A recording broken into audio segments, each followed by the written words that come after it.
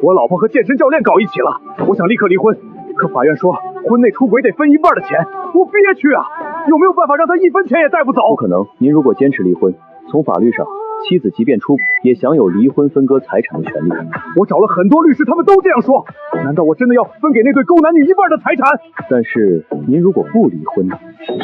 什么？不离婚？您为什么要急着离婚？离婚对您有什么好处？您妻子不断挑衅你，目的就是离婚分钱。话虽如此，但不离婚，婚姻存续期间收入属于共同财产，那我以后赚的钱不还是有1半是他的？不，张先生，您可能对夫妻共同财产这项法律有些误解。您妻子有劳动能力，却无理由不劳动。即便有共同财产这一法规，您也可以1分钱都不用给。当然，只是理论，实际上多少要给点，但不多。这合法吗？即便有所谓共同财产，但实际上我其实不需要给多少钱。是的。那这钱要给多少？假设您1月收入2万的情况下，扣除所用，您大概只需要给300块。这只是保守价格，如果能交房租，价格会更低。我现在居住的是我父亲的房产，不需要房租。不，可以选择负担，您让您父亲收您房租。不是，这合法吗？没有任何一条法律规定父亲不可以收儿子房租，当然必须签订合规的租赁合同。可是我工资还很高，我有一家食品公司。您可以自己给自己降薪，您可以给自己降薪到月入1000，甚至是月收入1块钱。不过我不建议月入1块钱，因为太过嚣张。看您的年龄，您的公司应当是婚前所开设的吧，不计入共同资产。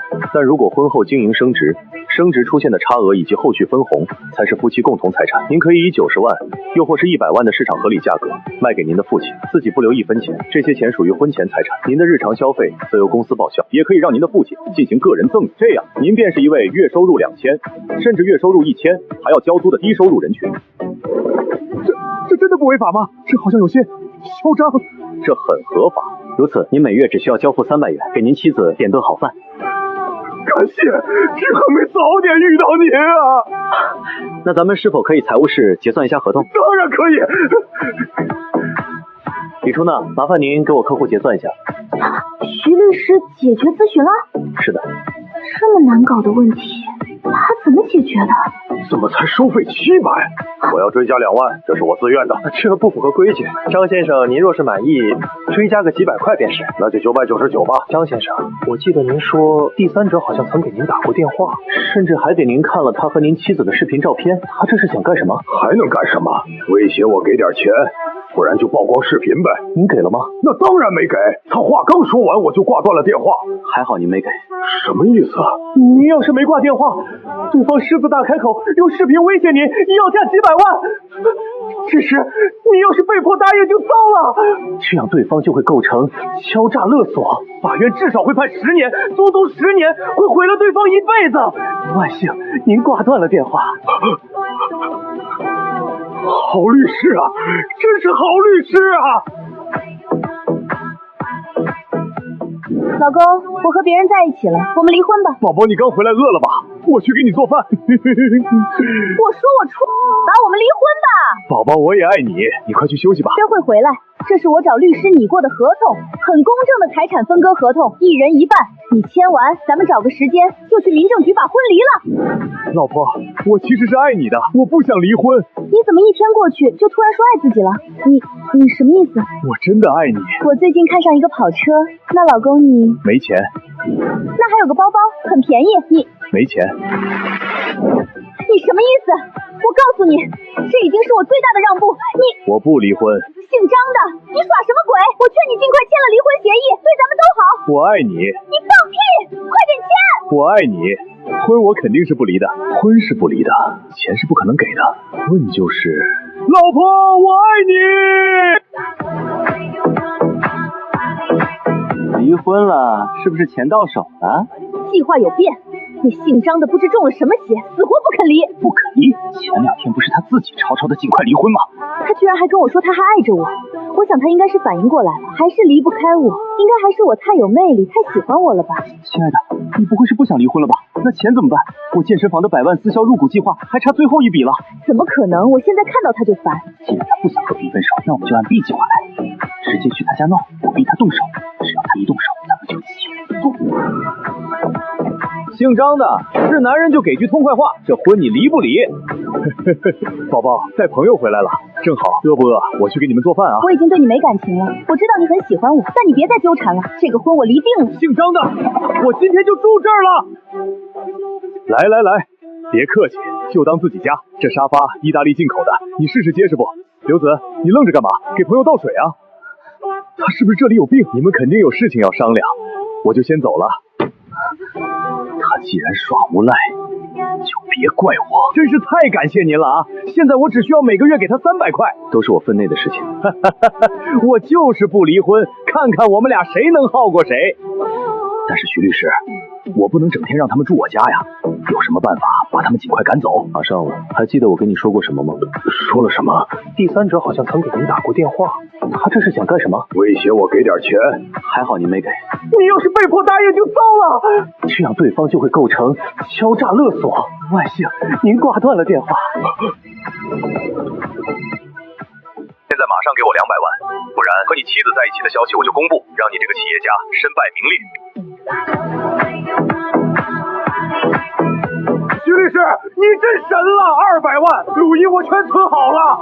咱们一步一步下，第一步先报警。现在就去。对，你就是张虎。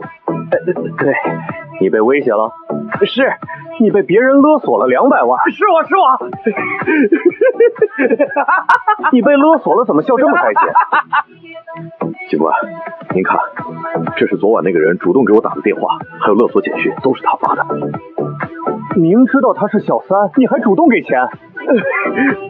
我当时挺害怕的，况且虽然我媳妇儿出轨，但我还是爱她的，没办法就只能被迫转给她了。谁让我爱我老婆呢？你倒还是个情种。报告，有人报案说自行车丢了，这种小事你们去解决就行了，没看到我在忙吗？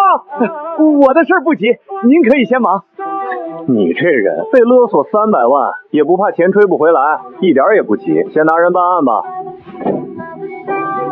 张虎，你什么意思？亲爱的，你回来了，饿了吧？我去给你做饭。你少给我装糊涂！刘真被抓走了，是不是你干的？是啊，他勒索我200万，我不能报警抓他吗？你就是故意的！我这不也是为你的名誉吗？我最后再问你一次，这个婚离不离？我真的是放不下你啊，我真的很爱你，这个婚我是肯定不离的。好，既然你不离婚，那给我钱，我搬出去住。没钱。我们还没离婚，我享有夫妻共同财产，根据法律规定，你必须给我生活费。好，这个月的生活费我转给你300块。你糊弄谁呢？你名下有公司，300块你是把我当猴耍吗？您可以以90万，又或是100万的市场合理价格卖给您的父亲。你出现幻觉了吧，宝贝？我名下哪有过公司啊？这是我名下的合同，你要是不信，你可以看一下。我就是个月收入2000的低收入云虫啊！您可以自己给自己降薪，您可以给自己降薪到月入1000，甚至是月收入1块钱。张虎，你到底搞什么鬼？这个月的生活费300块我转给你。哦，对了，我们住的房子其实是我爸的，他也不知道为什么非要我们交房租。这个房子1个月1万，我真的很爱你。这样吧，我拿大头，你交300就行，这300就抵了啊。他告诉我，他现在是月收入2000的低收入人群，名下没有任何公司，住的房子是他爸的。我每月只能拿到300块生活费，还得交300块房租，他骗谁呢？急什么？那我怎么办？难道就让他1个月300块把我打发了？你到底有没有什么办法能让我离婚分走1半的财产啊？你和刘真婚内出轨的证据铁证如山，还有刘真那个 B 计划，逼人家动手然后起诉，你知道这在法律上叫什么吗？寻衅滋事，配合敲诈勒索。你俩这是给人家送证据去了。我知道他有钱，有钱和名下有钱是两回事。他现在名下没有任何公司，月收入2000，住的房子是他爸的。你现在没有任何优势。张虎背后的律师用了一套看教科书级的资产隔离方案，不是野路子，是规划的非常缜密的打法。那我岂不是什么都拿不到？未必。你丈夫他的核心逻辑是不离婚就不需要分割财产，而你之前的策略是什么？是激怒他，是逼他主动提出离婚。但你的策略其实没有错，错的是执行方式。什么意思？他现在的身份还是企业家，我们就用舆论的方式。我不相信他身边的朋友家人知道了他妻子和别人在一起的消息，他还能忍住不离婚。没有男人能忍到这种程度。可是这样做，我自己的名声……你还有名声吗？刘女士，从你背叛家庭的那一刻，你就已经没有名声。你现在唯一的出路是在法庭上赢。好。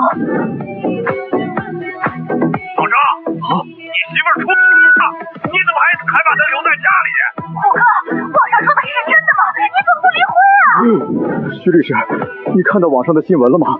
现在都知道我被背叛了，我还是一心对他不离婚，我家人朋友都来劝我了，怎么办啊？他那边无非就是想利用舆论和男人的尊严来压垮你。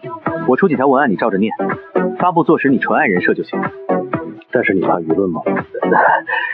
可是朋友那边，你知道你分一半的家产是多少吗？我们还是聊聊文案的事。我不离婚，我爱刘子女士。关于我妻子刘子的事情，我想说几句。是的，我知道她和别人的事情，但我选择不离婚。有人可怜我，有人嘲笑我，有人说我不是男人，我都认。但我只想问一句话：如果一个人犯了错，他最亲近的人立刻转身离开，这叫爱吗？他变成今天这样，我有责任，所以我不能在他犯错的时候一把推开他，我得把他拉回来。真正的男人不是在妻子犯错的时候把他扫地出门，真正的男人是扛得住委屈，撑得起一个家。我不离婚，我等着他回头。OK 了，这样就行了吗，徐律师？这才是老戏骨。纯爱战士张虎，我先哭为敬。我的天哪，这是什么神仙老公？刘子，你睁眼看看啊！姐，咱就是说你的那个健身教练比得上这样的老公？放屁！他知道我和别人在一起的时候根本不是这个反应，他当时还冲我笑，还给我做饭，他根本不在乎我。刘女士，你还没看明白吗？他不在乎你，但他发这篇文章让全世界都以为他在乎你。他不是在挽回你，他是在回你。他把自己塑造成一个痴情丈夫，现在全网都在为他叫好。而你呢？你是那个不知好歹、忘恩负义的女人。他背后那个律师到底是个什么人？一个很聪明的人，聪明到让我有点兴趣。刘女士，他给你立了一个背叛妻子的人设。哦，不对，你就是周律师，你是我花大价钱请来的，你到底有没有解决办法？是我大意了，低估他的脸皮。在利益面前，人的忍耐度是无限的。什么意思？他既然想立纯爱人人设，那就把他给你的人设拿过来用。你不是想离婚吗？那就听我的。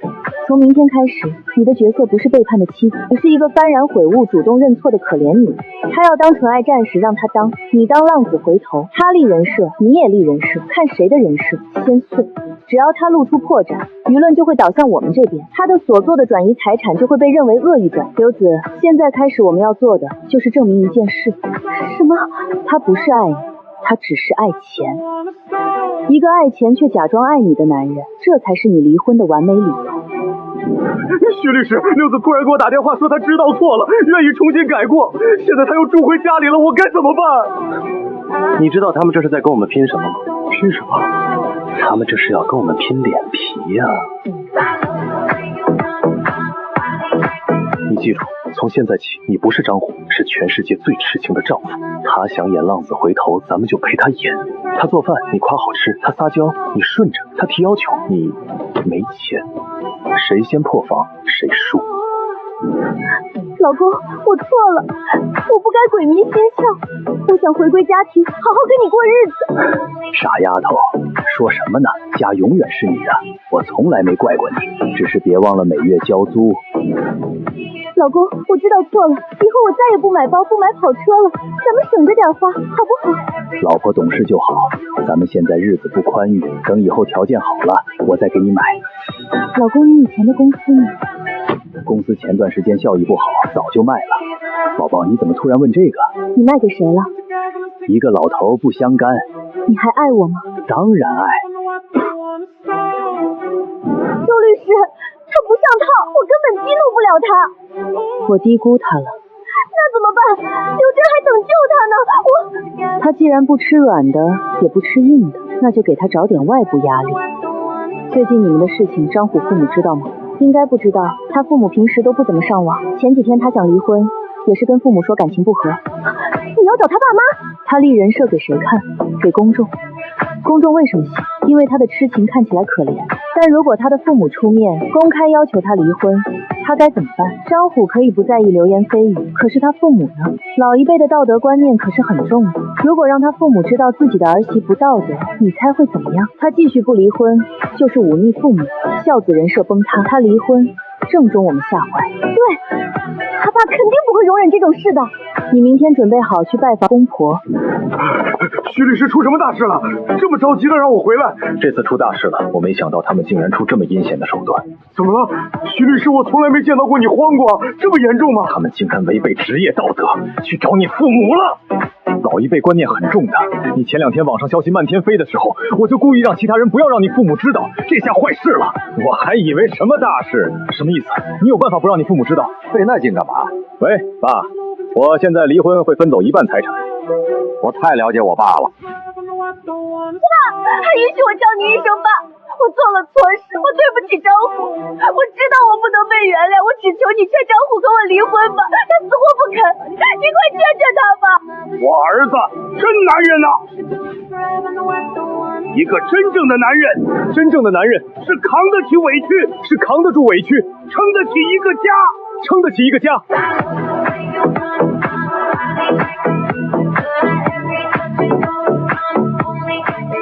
周律师，我真的1分钱拿不到了。他转移财产、装穷耍无赖，法律就管不了他。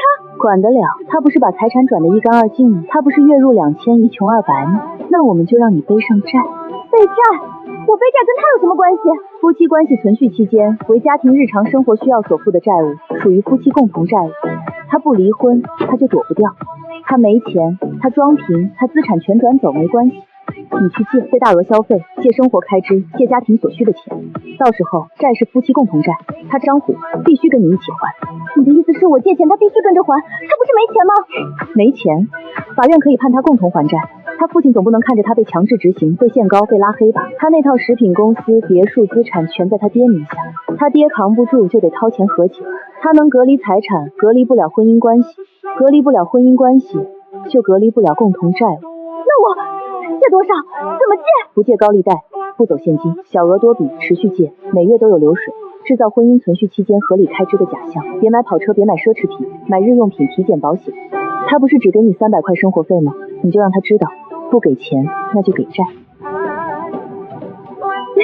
老公，看我给你买的衣服，我审美好吧？老婆，你买这么多东西花不少钱吧？我这不是好好跟你过日子吗？再说了，你那300块也不够花，我自己想办法。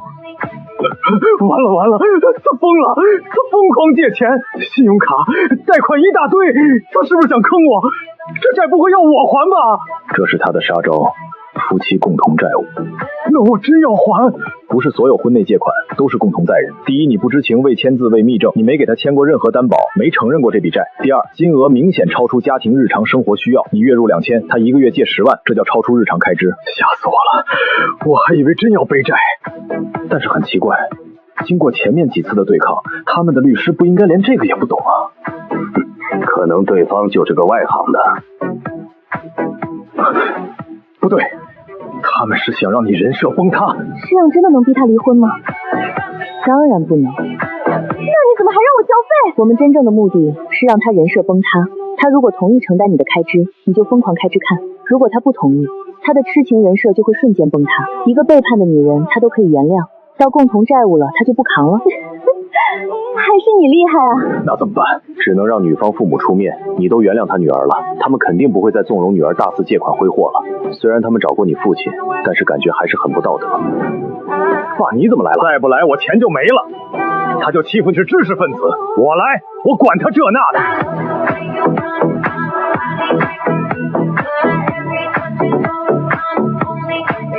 徐律师，您是文化人，跟他们讲法讲理，但跟不要脸的人得用不要脸的法子。这事儿您别沾手，免得脏了您的名声。老柳啊，亲家，我对不起你啊！亲家，我没脸见你了。我教子无方，张虎那个混小子，他死活不肯跟你闺女离婚呢。亲家，这是刘子做了错事，是我们对不起你们。张虎是个好孩子，他不离是他的情分。从今天起，刘子在家，我儿子天天给他做饭，我老张头也绝不允许外面人戳他半句脊梁骨。就是这孩子最近可能心里有愧，整天在家买一大堆东西补偿张虎，劝都劝不住，1个月花了几十万，又是贷款又是借钱，让那个不孝女给我滚过来！亲家，你也劝劝他，买没用的东西可以，但千万别把身体累坏了。你爸比你狠啊！爸，我送您回去吧，你还有钱换新车，你那台21款的宝马5T 呢，卖了，放瓜子21.3万卖给了个人，比车商给的价高了10%，买家也省了5000多。为啥瓜子能车主多卖钱，买家少花钱？因为瓜子是个人卖个人，没有层层加价，被中间吃掉的钱到了买卖双方口袋里。如果要卖车或买车，我推荐瓜子，个人卖个人，车主多卖钱，买家少花钱。我爸说，我要是不马上把债还清，跟我断绝父女关系，他连棺材本都拿出来替我还了。周律师，这个计划没用了，我们怎么办？刘子，你以为我们输了？还不够输吗？我人设没立住，债被堵死了，刘真也要坐牢，我成了全城的笑话。你成了笑话，但你丈夫成了什么？他成了痴情好男人，纯爱战士。他现在有多光美，接下来就会有多狼狈。他现在是全网心疼的纯爱战神，是扛得住委屈、守得住家庭的好男人。那我们就把他从神坛上拽下来，摔得粉身碎骨，让所有人都看清，他不是爱你，他是利用婚姻、敲诈、恶意转移财产、钻法律空子的无赖。你要告他？民法典第11059条，夫妻有相互抚养的义务。他张虎有能力抚养是真，却只给你300块，这在司法上就是有能力抚养却拒不抚养，情节恶劣，完全够得上遗弃罪的立案标准。一旦刑事立案，全网会立刻倒戈骂他伪君子，到时候他要么乖乖离婚分财产，要么等着身败名裂。你太狠了！徐律师，婚内稀产加虚假诉讼举报，我要坐牢了，我纯爱人造全完了。慌什么？你和你爸的租赁合同公司转让是真实签署、真实流水，根本不构成犯罪。可是你们转移的太仓促，最好还是不要上法庭对质。那怎么办？可以从你岳父下手，要怎么下手？你自己不行，那还有谁能帮我？还有你老子！